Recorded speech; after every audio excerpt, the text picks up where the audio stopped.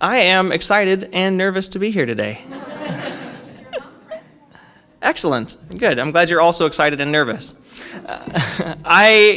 This is my first time in 5 years coming up here. I have sat in this room for a single adult education class in my entire time at St. Andrew, because every time there's adult ed, there's high school youth, and I'm down there with the high school youth. But Mark did one class in the summer, so I got to be here for one. But this is it. So I'm really excited to do this and to be here. This is a new thing, and we will see how it goes. I'm used to planning about 20 minutes of content, and I tried to do more than that today. So we'll see. The class is Exile 101, written in Babylon. My pitch for this class has been, this is one of the most important events in the history of Christianity, yet no Christians were there yet. And the reason is, and we're going to find out, it's about how the Babylonian exile affected the creation of the Bible, which is our Christian Bible. So, to begin, we actually have to begin before we begin. The Babylonian exile happened about a little over 2,500 years ago, and we're actually going to start by going back just about 500 years ago. We're going to go back to the scientific revolution to start talking about the exile. And the reason we're going to do that is because the world we live in changed significantly during the scientific revolution in ways that we take for granted, the ways that change the way we think and the way we see the world that we don't even think about. There's this guy in the scientific revolution. He's known as the kind of beginner of the scientific revolution. This is Copernicus. And Copernicus, in the early 16th century, proposed the heliocentric model of the solar system. First time in history, the idea that the world or the universe didn't revolve around us, but instead that the planets revolved around the sun. And it completely set off this chain of events where scientists and physicists and former philosophers who became scientists all set out to prove Copernicus right. And in the midst of it, completely revolutionized the way we see the world. There's another guy who you've probably heard of during the scientific revolution, Isaac Newton. He had an apple fall. This one's missing his head. I think it's in an accurate drawing, because every time I've heard it, it hit him right on the head. But Isaac Newton developed laws of motion, laws of movement, and he also famously had this apple fall on his head because his biggest contribution is the theory of gravity. The idea that two objects that have mass exert a force on one another, and that force is the thing that keeps us stuck to the ground all day. Before that point, we had no idea why that happened, except for God probably wants us to be on the ground, right? This guy, his name is William Harvey, and in the 17th century, he proposed that blood circulates through the body. There's 2,000 years in between the events we're going to talk about in this class and when we figured out that blood circulates through the body. That's kind of crazy. And then the biggest thing to come out of the scientific revolution is this. There's some scientists out there I know. This is called the scientific method. And this came about as a culmination of all these people trying to discover how the world works and why. And they realized that we can go through these steps and come to some really helpful conclusions.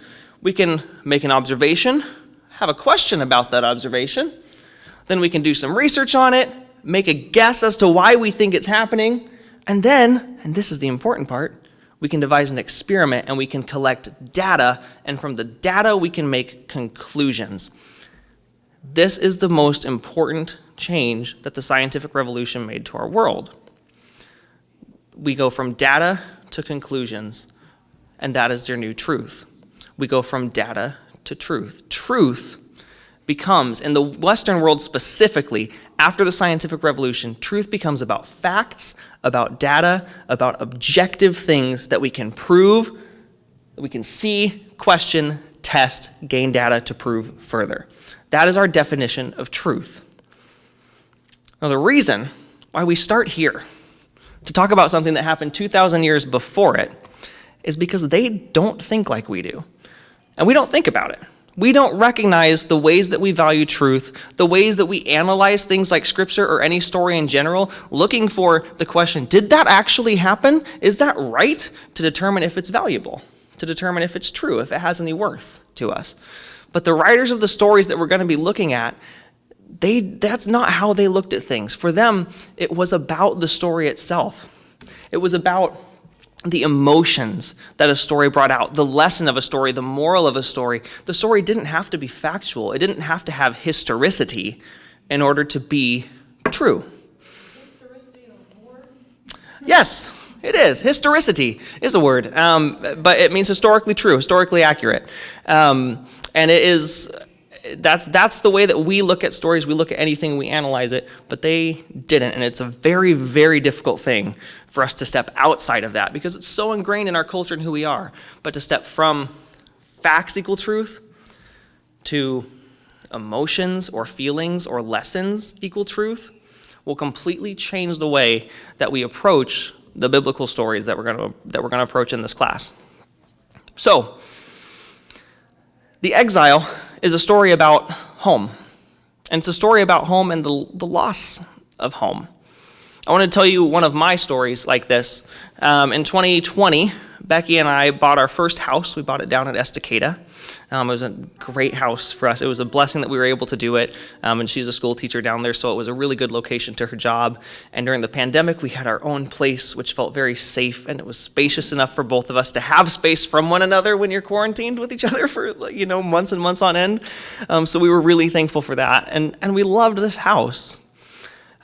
But Estacada didn't like us living there for some reason. We had a lot of issues, ice storms and whatnot, but the worst of them was a really big fire that happened that year. It was called the Riverside Fire. And it ended up growing to over 130,000 acres. It actually ended up combining with another fire that was like 150,000 acres to make this mega fire. But as a result, it encroached on the city of Estacada. And it got so close, in fact, that it was within a half mile of our house. And we were evacuated. We were out of the house for, was it 11 days? 11 days. We were staying on an air mattress in a friend's apartment up in Portland, trying to find whatever we could do to clear our room of smoke. I mean, we taped an air filter to the back of a box fan to try to get some sort of do-it-yourself purification in the room. But I remember just like that week of being a nomad on the floor of a friend's house and not knowing how far the fire was going to go. And then there was a day, actually, where someone in Estacada made a very bad reporting decision. And as the two large fires I mentioned, merged together, the firefighters made a tactical retreat because they didn't know how the fire was going to behave. And at this point, it was within a half mile of our house. And someone on a newspaper page of Estacada basically posted, the firefighters have retreated, the town's lost. It's gone. Turned out that wasn't true. But we thought it was. And we wept. We wept for our house, our home, our place, the first thing that was ours that we lived in. And we wept until we learned maybe a day later that it wasn't actually burnt. The town wasn't burnt. The fire stopped outside of town. The firefighters had just pulled back for their own safety because they didn't know what the fire was going to do.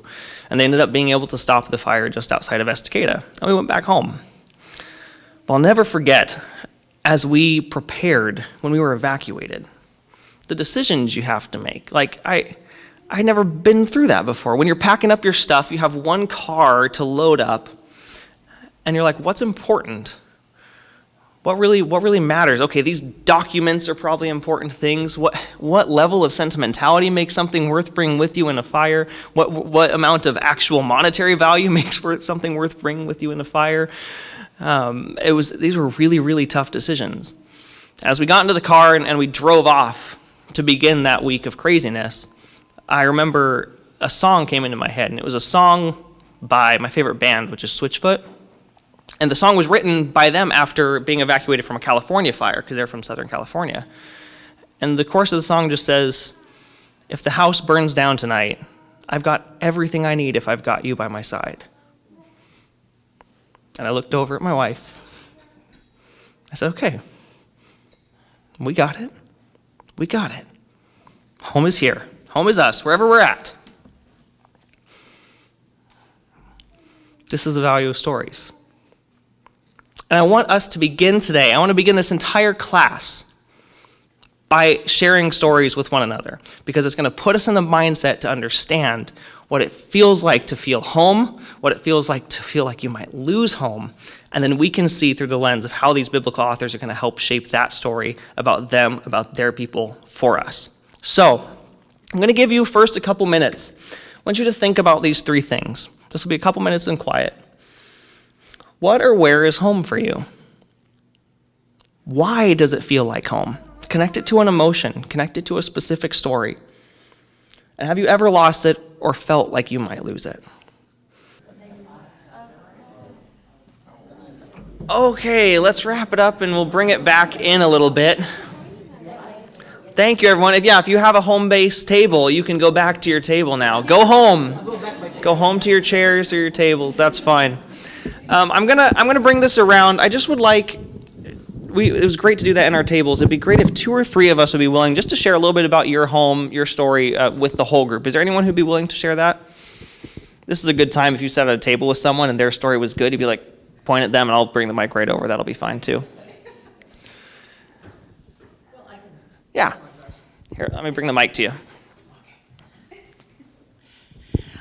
Well, we discovered that we had a rather scary attachment to objects. Most of us had a chair in our house and shared that when I sit in my chair, that's when I know I'm home. And when I'm somewhere else, it's just not, my back hurts, my knee hurts. And then I come home and I sit in my chair, and then it's okay. Yeah. Anyone else have a similar thing of a specific object, or maybe not even just a house, but like a specific place? I have a spot, just like Pat does. It's really important. Yeah, Pam. To make it really short, home is where the slugs are. No, you have to say more about that. What do you mean? It's having slug races. It's being outside. It's taking care of nature and letting nature say thank you by growing and becoming and being what it's made to be. Yeah. And playing with the slugs. Yeah. I love that. Thank you, Pam. Anybody else want to share a little bit about their story with all of us? Anyone from the right of the room, perhaps? No? Oh, she's called out. Wow. I wonder if there was anyone here that felt similarly to Pam. Was there anyone who felt like home was something to do with outside or in nature, anything like that? I'll bet in our church we have some of those. Yeah, on the Earth Care team, I'll bet we definitely have some of those. What about anyone who felt like home is a part of the world or a part of the country, a geographical location? I was surprised my wife didn't say the Pacific Northwest, because I could imagine, now you do, I could never imagine her pulling her out of this part of the country. It is home base to her in a profoundly spiritual way. We have lots of different things that make up home. And we have lots of emotions, and we have lots of stories tied to it, and sometimes we have fears about it. And these are the stories that we're going to learn about in this class. It's a story about home, about those emotions. The people that we're going to hear stories from, they had a spot, probably. They had a spot to sit in, or they had a favorite river to fish in, or they had places they worked, they had places they ate around the table with their families. They had a deep connection to their homeland. In fact, to them it was called promised. And these were very, very deep, emotional, spiritual connections. Not things that just affected them, but affected their entirety of their people and their connection with the divine force at work in the universe. Home was everything. And that's the story of the exile. So, before we can really get into all that, we have to first talk about what is exile and learn a little bit about more what that story looks like. To do that, we're going to watch a video real quick. It's about 5 minutes from my good friends at the Bible Project. This is excellent. So I hope you all can hear all just the volume if needed, but enjoy this short clip.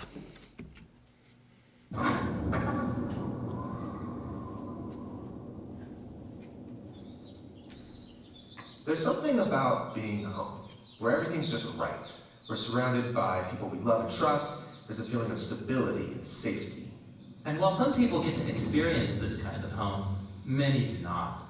Others might even be forced to leave their home and go live in a foreign land. We call this going into exile. Yeah, in exile, everything is disoriented. You're in the unknown. And in the story of the Bible, This is where the ancient Israelites found themselves, conquered by Babylon, living in exile far from their homeland. And so they had asked themselves, how did we end up here? And is there any hope of going home? And the whole story of the Bible is designed to address those very questions. The whole story? Really? Yeah, go back to the first pages of the Bible. Where does humanity live? Okay, they live in this really sweet garden, their home. And they're there on one condition, that they trust and follow God's one command, and they don't. And so the consequence is banishment from the garden. Ah, they're sent into exile. Exactly. And so this story has been designed to set you up for Israel's story. How they were given the gift of the promised land and were able to stay there on one condition, that they be faithful to the terms of their covenant relationship with God. They didn't, and they were sent into exile. And if you still don't see the parallel between exile from the garden and exile from Israel, think about this. In Genesis, humanity's exile led up to the story about the building of what city? Oh yeah, Babel. The same place the Israelites are sent. But that's not the end of either story. In the first Babylon, God called Abraham to leave and travel to the promised land. And that story was designed to give hope to the Israelites currently living in the later Babylon. Now eventually, they do get to leave and travel back to their promised homeland. And when they did, it wasn't home sweet home. Oppressive empires were still ruling over them, and the people kept acting in the same corrupt ways as their ancestors. And so the biblical prophets said that exile wasn't actually over. How could they think they were still in exile when they're at home? Yeah, this is really important. In the Hebrew scriptures, Israel's Babylonian exile became an image of something more universal. It's that feeling of alienation and longing for something more, no matter where you live. Yeah, I can relate to this. I have a great home, but it's situated in a world scarred with pain and broken relationships, death, tragedy, done by others, but also done by me. And so in the Bible, exile is the human condition. We all keep repeating this pattern of human corruption leading to a Babylon that we can't escape. And it doesn't matter where you live, we are all longing for a better home. Now Israel's scriptures held out hope that one day God would send a king who would rescue the world from all of the Babylons he created. And after many generations pass, we meet this Israelite named Jesus of Nazareth. He wandered about with no home, announcing the great restoration, that reality of home that Israel and all humanity has been looking for. Yeah, Jesus really cared about people who didn't have homes. He welcomed in the stranger. He said God's love is shown when you invite in the outcast and throw parties for people who don't have a place to belong. Jesus also claimed that Israel and all humanity had lost its way, that our self-centeredness drives us to create false homes based on status and power, and these inevitably exclude others. We live in an exile of our own making. But Jesus said the true way home is one of weakness, of service, and of forgiveness. And then Jesus went into exile alongside us to show us the true way home. Which is? Well, Jesus said he is the way. His life and self-giving love proved more powerful than humanity's failure. He opened up a pathway to our real home. And as Jesus' followers committed themselves to him, they discovered this new way of being human. They believed that the real return from exile had begun. And so they would call themselves sojourners or wanderers. Oh right, they would say things like, the world isn't our home, and we're citizens of heaven. And so Jesus' followers remain exiles as they wait for that day when Jesus returns to transform this world into a true home. Hey there, everybody. Oh, it's too far. All right. They're good at the Bible Project. They're really good.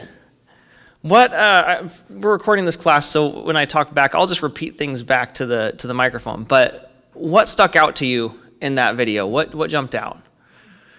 Anything interesting? Piqued your curiosity? Some stuff I can't remember now, but it got me all excited and made me say, huh, what? It got you excited and made you say, huh, what? Was it about the Genesis part? That was my big huh, what with it. It was about how the exiles keep being exiles They went from here to there, and that was supposed to be it, but it still wasn't it. And Yeah, the exile didn't end when the exile ended in their thought. Yeah, because they were still wandering away from the way that they'd made the commitment and the promise with God. Yeah, it's interesting. The exile story. Yeah, Pat. I was struck by how when they went back home, it wasn't the home they remembered. And how often do people want to go back to the way they think things were back then? Yeah. They probably never were, and they certainly aren't now. When you go back home can change a lot. Yeah. Home can be a lot different. Like we were talking about how somebody else is living in your house, Yeah. and they paint the boards, and they. Yeah. Yeah. When home changes, it feels really weird. That's a big part of the biblical exile story. There's a significant chunk of biblical text dedicated to going back home and what that experience is like, and remaking a home. That's a big part of it too. The exile story is deep and wide. But to get into all that, first we have to learn the historical story of it. So it begins way before the exile with a division. It begins with something that we don't talk about very often. It's kind of strange, but it's a major, major event in the history of the Hebrews, and it's the divided kingdom. There was a point, there was King David, there was King Solomon, and then the nation split in two. The northern half contained 10 tribes of Israel, and they are called Israel. That's the nation of Israel. The southern 2 tribes are called the nation of Judah, and that's where Jerusalem is. And that's where the Davidic king reigns, is down in Judah. And during this split, there were these 2 key leaders that kind of took over. Rehoboam, on the bottom, he was the king appointed of Judah. He's Solomon's son. So this is right after Solomon died, this split happens. Rehoboam is Solomon's son, and then Jeroboam is not related to Rehoboam, as much as it sounds like he probably should be. He is kind of a self-appointed ruler of the northern 10 tribes. He's a man of the people. And the reason they sound alike is because this probably wasn't their actual names. Hebrew authors do this a lot with names. They write in names that mean something. And in this case, these names mean these 2 things. Jeroboam is he that opposes the people, and Rehoboam is he enlarges the people. I'm going to give you one guess. The people from which of these 2 kingdoms probably wrote the story? Kingdom of Judah. Specifically, this is a really important split because when we talk about the exile to Babylon, we're actually not talking about the Israelite exile to Babylon. We're talking about the Judean exile to Babylon. And we'll explain how that story goes, but it's really the Judean people and the Judean king, the Judean throne being exiled. That's what the story all really comes down to. And the vast majority of stuff that we read in the Bible in our New Testament comes through the kingdom of Judah rather than the kingdom of Israel, even though we'll call it Israel commonplace all the time. So here's how the story goes. Solomon was a very, very wealthy king. He was known for it. He had the splendor, he had the women, he had the gold, and contrary to popular belief, he didn't just make it all himself. He got it from somewhere. He got it by taxing people a lot. And when he died and Rehoboam took over the throne, Jeroboam was appointed by the northern 10 tribes to say, hey, your dad's taxing us too much, you need to cut it back. And there's this text, and it's in the 1 Kings. I'll read this to you. So this is how the story went down. Jeroboam and all the assembly of Israel came and said to Rehoboam, your father has made our yoke heavy with taxes. Now, therefore, lighten the hard service of your father and his heavy yoke that he placed on us, and we'll serve you. And Rehoboam said to them, go away for 3 days and then come back to me. So the people went away. So Jeroboam and all the people came to Rehoboam on the 3rd day. And as the king had said, come to me on the 3rd day. So the king answered the people harshly.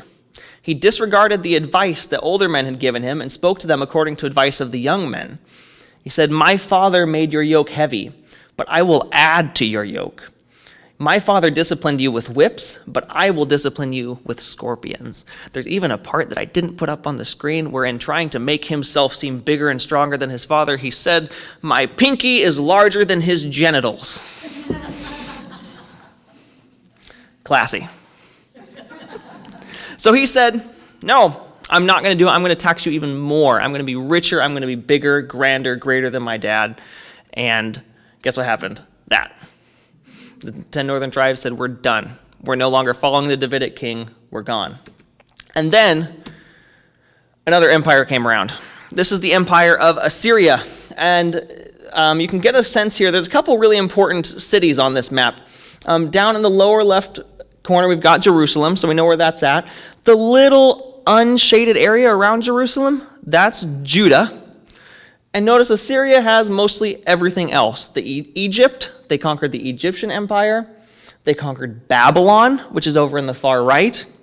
And the headquarters of the Assyrian empire is a city you might have heard of when you talked about a guy in a big fish, Nineveh. This is the Assyrian Empire. They were a massive power and are known for being one of the cruelest empires to have ever ruled the earth. They invented the worst torture methods we can still think of. They're amazingly cruel people. So they came from the east through Babylon, and then they went down through the kingdom of Israel, that northern kingdom, somehow passed by Judah. How do you think that happened? They made a deal. Judah, the king of Judah, the Davidic king, it wasn't Rehoboam still at that time, but they made a deal and said, hey, we'll pay you. We'll pay you. We're on your side. We'll let you through. In fact, they made a point not to let Egypt through, but they made sure that Assyria had its way, so they didn't tackle or conquer them, and that's how Judah remained kind of isolated within that little circle there. So they were free, but they weren't. So the Assyrian king, they came down, and one of the first things as part of that process is conquering the northern kingdom, and it's actually the first exile that no one talks about, is they exiled people from the northern kingdom of Israel up into Assyria and spread throughout it. There's a reason that when Jonah's told to go to Nineveh, he doesn't want to do it. Not just because they're mean, but because he knows what they do to Jews there, to Hebrew people there. So this is the empire of Assyria. Shortly following that, now we're going into the 7th century BCE. We have the Babylonian Empire, which notice takes a very similar shape. This is a very important piece of the world. Some people call it the Fertile Crescent. Notice the Tigris and the Euphrates rivers come out of the Persian Gulf there. We have this crescent of land, very, very fertile. Also, the strip that is the northern and southern kingdoms, Judea, is a very important land bridge from Egypt to Europe. Military-wise, it's a very, very strategic piece of land to hold. That's why it's been one of the most fought over in the history of the world. So, the Babylonian Empire comes along a similar path, and they did it taking advantage of something. The Assyrian king died, and he had these 2 sons. And you know how sons do, they like to share, right? No, they started a civil war. So they started this war, and they started fighting with one another, and in the process, Babylon, which was down off in this little corner, had the whole time not been very happy about being conquered, and when the brothers started fighting with each other, they drew up their own army, and they swept through the Assyrian Empire and conquered it, and then they followed the same path. Going down through the northern kingdom, they conquered that, and down into Judea. There was a point when actually Egypt tried to go up because they were ruled by Assyrians. They tried to go up and help, and they were stopped by the Judeans because they thought that if they picked the right side of the battle, the Babylonian side, that they would be on the good side, again, with the conquering power, just like they did with Assyria, saying if we can make friends, we'll be okay. Didn't work this time. Egypt ended up gaining its own sovereignty again, and then we said Babylonians conquer Judea. And this started with about 601, I think it was, BCE. There was a siege of Jerusalem, and it lasted for several months, and the king ended up dying as a part of it. Lots of people died. And it was the first time the city was sacked, but it wasn't conquered. A few years later, they came back again because the king that they appointed, Babylon appointed in Jerusalem, stopped deciding to pay the tributes over and over again and decided, we're going to fight. And Babylon said, okay, that's enough. So they came back, they sacked Jerusalem, the temple was destroyed, and then they took a bunch of people off into exile. Specifically, they exiled the king-to-be, whose name was I thought I had this written down. Maybe not. The king to be, it was the son of the king who had just died. His entire royal court, a guy named the prophet Ezekiel, who's a really big deal, and then basically everybody else who was there who was either wealthy or powerful in some way. This included, or smart. So a lot of scribes, religious leaders and priests, and people who had any other sort of political power. Because when you're a power like this, you want to come in, you want to conquer, and then you want to take away their ability to fight back. And that's what they did. They took away the people that would lead or have the resources or the authority to do that. So then we've got this little red line that goes from Judea, from Jerusalem, the path they probably took, marching back along the road into Babylon. And then the circle is where the Judean community in Babylon really resided. It wasn't a ton of people. I mean, we don't. It's not everybody from the place that went there. It's the really important people that were taken off into Babylon. And so they were in that spot in exile from 597 to 538 BCE. Eventually, the way it came to an end is... Oh, I did write it down. Jeconiah, that's the king's name. There we go. I knew I did that. So they went through these Babylon, through this exile from 597 to 538, and then eventually the story of the Babylonian exile ends with the Persian, I call it the Persian relief, other people call it the Persian restoration, and that happened in 538. If you look at that map, you'll see the Persian Empire. It's bigger. It's bigger than all the other ones before, and Cyrus the Great was the king. The Persians had a little bit of a different philosophy of conquering. They saw some of the failures of the empires before them, that it was really, really difficult to keep squashing little rebellions over and over and over again, and that eventually one of them was going to rise up, and it was going to do you a lot of harm to your empire. So what they did was they said, go home. They said, go home. There's debate historically on whether there was a specific edict saying Hebrew people, go home, Judeans, go home. But it was generally the policy of the Persian Empire to allow people who had been displaced to go back and even to rebuild cult sites, aka the temple.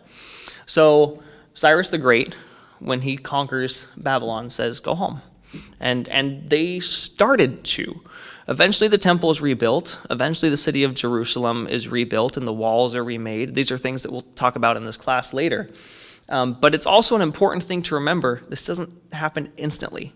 This is 70 years, people living in a different place. When we read it in a story, we go, okay, they said go home, and everyone went home immediately, they got on the road. Well, they had lives, they had homes, they had families, they probably had jobs, because a big part of the early exile for the Hebrews, the Judeans, was make yourself useful, because then you don't die. Learn valuable skills, contribute something to the empire, and you will stick around. So they did. They got themselves interwoven in society. And in fact, Judean scholarship in Babylon had really thrived.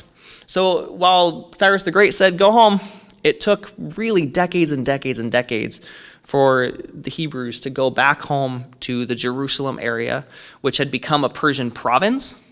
And they say that at that point, when it was kind of repopulated, it was only about 30 to 40,000 people that lived there. So the size of the people there shrunk significantly. We're probably talking about millions beforehand, and now it's 30 to 40,000. Very small. A lot of people died in war. A lot of people died for a lot of reasons, and people were just displaced. They went all over the empires that they were in to try to survive. Some people fled down to Egypt. A lot of people fled from Babylon into Egypt. So the shape of the Judean property, the land, the space really changed as a result of this. So we'll end with this because this is our prompt. It'll get us started. What does the Babylonian exile mean to us? I said it's one of the most impactful events in Christian history, even though no Christians were there. And it's because of these lists. These are biblical books written during the exile. Deuteronomy, Joshua, Judges, 1st and 2nd Samuel, 1st and 2nd Kings, the last sections of Isaiah, the book of Jeremiah, Lamentations, Ezekiel, probably most of Job, definitely the first maybe 10 chapters of Genesis, and the entire Torah, the first 5 books, the law to the Hebrew people was compiled they call it being reduced, but it's combined from several sources into one. Very, very, very important part of establishing their culture going forward. And that's just things written during that period. There are also more writings that are about exilic life or post-exilic life. The book of Daniel is written hundreds of years later, but it's all set in the exile. Esther is written following the exile under Persian rule, still displaced. Ezra and Nehemiah are about coming home. Ruth, 1st and 2nd Chronicles, then some intertestamental or apocryphal books, Tobit, Edith, and Esdras, which is basically another historical book that's really redundant, which is why we don't have it in our Bible, except for a couple stories. But all of this, if you were to look at your Bible and try to parse out the pages, this is most of it. And I don't know if you noticed this, but the Old Testament, that's the bigger testament in our Bible. This is a huge, huge chunk. And that's not even to mention how the exilic mindset shaped the New Testament writers who were also Jews, who wrote about Jesus. Just as the video was saying, the mindset of being in exile and journeying, wandering out of it, looking for a new way, that is something that goes on and shapes the entirety of our scriptures in really, really profound ways. So, that's what we're going to talk about. I got 4 more weeks of this class, which I'm very excited about. And we're going to be going over prophets. We're going to be going over narrative stories that tell us what it was like being in the Babylonian exile and what they meant to Israel beyond. We're going to go over how Israel looked at their history for the first time and really compiled it during the exile and said, why are we here? How did we end up here? What did we do? Where did we split with God? Did God break the promise or did we? And then we're going to talk about the very specific process, or at least the ideas that we have about how, when they were in exile, they got together and assembled all these different books and put together the Torah from several different oral or somewhat written traditions and mashed them all into one, because we can still see the remnants of it in our Bible if we know where to look, and it's really, really interesting. How does that sound? Sound like an interesting next 4 weeks? Cool. Any questions? And this is really helpful. Questions are good because if you have some, and I can't answer them now, I'll know to write them into the lesson that's coming up about it. So anything you have would be great. Yeah. I noticed that there was a book of Susanna that you didn't Yeah, about. What was that? So Susanna is a story which was originally included in the book of Daniel, which is why I put it next to Daniel. But it actually has made the Apocrypha or the intertestamental books in some traditions, but while not being included in Daniel. It was probably a later edition, but it's another story that happens during the exile. I'll make sure to tell it because it's one of my favorites. Yeah. Not on her knee, at least, yeah. Anything else? I'm trying to remember how many books are in the Old Testament, but the list you had, that's about like 3/4 of them, right? Yeah, you're missing most of the minor prophets are before the exile. And that's a big, when you think about ratio, that's a big chunk. It's a big chunk. The big ones like the Psalms, Proverbs, Ecclesiastes, those are usually attributed to David and Solomon. So those are come pre-exile, but most of the rest of it is at least heavily organized, if not completely written, during the Babylonian exile. Anything else? How does that shift coincide with the shift in human culture away from oral tradition and toward written tradition? That's a really good question. It's definitely not the beginnings of written tradition. So it would be post that. But I think there are different points within cultures that it's a lot of work. It's a lot of work to get yourself that organized as a culture. And what we see a lot of times in a lot of places, even in like early Christianity, is we have things, whether they're written or oral, they pop up all over the place. But how do you sort out which ones to believe, which ones to not? How do you deal with where they contradict one another? That's the work that they did there. That's the really significant part, is they took, wow, so some of it comes from the northern kingdom, and they said, wow, they have a story, and the southern kingdom has a story, and they're the same story, but some parts are different. How do we tell it? And that's the tough part. Yeah. Yeah, the connection you make with early Christianity, I think that's important too, because what's the motivation for writing these things down? Right? Yeah. Because many of these stories were passed down by word of mouth for many generations. Mm-hmm. Of course, the early Christianity wasn't many generations, but Yeah. like the Gospels Oh. were written 40 years after the crucifixion. At right? least. So Yeah. what was the motivation? Well, when the early Christians, when the first Christians started to die off, Yeah. they started to think, well, maybe we better write some of this stuff down or it's going to disappear. Yeah. And during the Babylonian exile, that was such a heartbreaking event for them. They were in danger of losing their culture, and so they were saying, maybe we ought to write some of this stuff down. Nailed it. And what we will see in the next 4 weeks is that the exile is what many people consider the end of Israelite religion and the beginning of Judaism for that very reason. Yeah. Thank you, everybody. Thanks for coming. It's going to be fun next 4 weeks.